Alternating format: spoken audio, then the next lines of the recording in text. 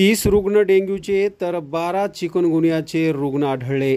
घर व परिसरात स्वच्छता न ठेवल्याने डासांची पैदास होते। बुलढाणा जिल्ह्यातील अशा 5,56,146 घरांची तपासणी करण्यात आली। तब्बल 44,493 घरांमध्ये डेंग्यूच्या आळ्या आढळून आल्या।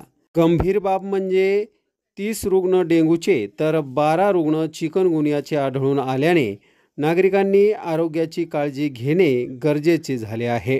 जानेवारी ते मे 2024 पर्यंत जिल्ह्यात डेंग्यू प्रतिबंधात्मक उपाययोजनेअंतर्गत 482 संशयित रक्तजल नमुने तपासण्यात आले आहेत। त्यामध्ये 30 रुग्ण डेंग्यूचे आढळले असून 12 रुग्ण चिकनगुनियाचे आढळून आले आहेत। या मोहिमेअंतर्गत 13 शहरांमध्ये आणि 52 प्राथमिक आरोग्य केंद्रांमार्फत 5,96,146 घरांची तपासणी करण्यात आली। त्यापैकी 44,493 घरांमध्ये डास आळ्या आढळून आल्या। दरम्यान पावसाळा सुरू झाल्याने डेंग्यू मलेरियासह साथीच्या आजारांमध्ये वाढ होण्याची शक्यता आहे। त्यासाठी आरोग्य विभाग अलर्ट झाला आहे। नमस्कार, मी डॉक्टर अमोल गीते, जिल्हा आरोग्य अधिकारी, जिल्हा परिषद बुलढाणा।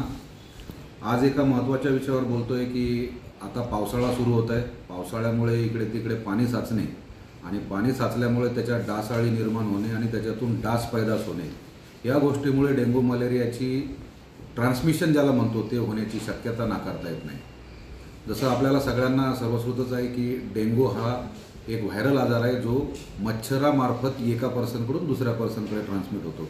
ते जर आपल्याला टाळायचं असेल तर आपण सगळ्यांनी आठवड्यात एक कोरडा दिवस पाळणे, आपल्या छतावर जे काही कंटेनर्स पडलेले आहेत त्याच्यात पाणी जर साचलेलं असेल तर ते कंटेनर डिस्कार्ड करणे, टायरांमध्ये पाणी साचतं त्याच्यात पण डासाळ्यांची निर्मिती होते, त्या डासाळ्या निर्माण होऊ नये म्हणून ते टायरमध्ये पाणी साचू नये अशी व्यवस्था करणे आणि आपल्या गावातल्या नाल्या वाहत्या करणे, पाण्याचा निचरा करणे, ह्या सर्व गोष्टी जर केल्या तर मच्छराची पैदास कमी होईल आणि त्यामुळे जे ट्रान्समिशन आहे मलेरिया किंवा डेंग्यूचं ते सुद्धा कमी होईल।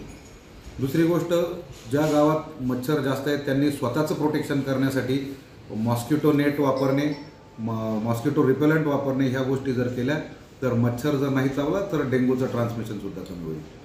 आरोग्य विभागामार्फत सर्व गावांमध्ये हाऊस टू हाऊस जाऊन सर्वे करण्यात येतो आणि या प्रकारे सर्वांना सूचना देण्यात येतात जेणेकरून आपल्याला डेंग्यूमुळे काही मोठी लागण होऊ नये आणि त्यामुळे डेथ होऊ नये यासाठी सर्वतोपरी प्रयत्न आरोग्य विभागामार्फत करण्यात येतात।